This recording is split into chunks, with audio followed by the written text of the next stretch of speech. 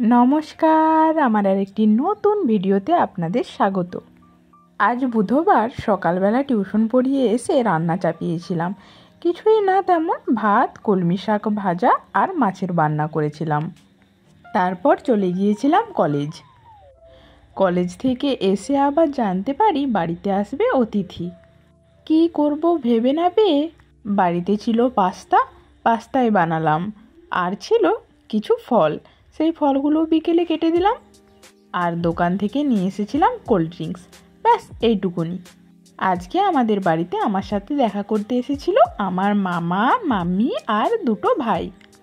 অনেক গল্প হলো, আড্ডা হলো আর মজাও হলো। তারপর সবাই বাড়ি চলে গেল। আজকের দিনটা থাকতে বললাম, কিছুতেই থাকলো না। চলুন আমিও এবার বিদায় নিই। আপনাদের সাথে অনেক বকবক করলাম। ভাই, কেমন লাগছে পাস্তাটা? কেমন? মামিকে ভাল লাগেনি? ভালো হয়েছে।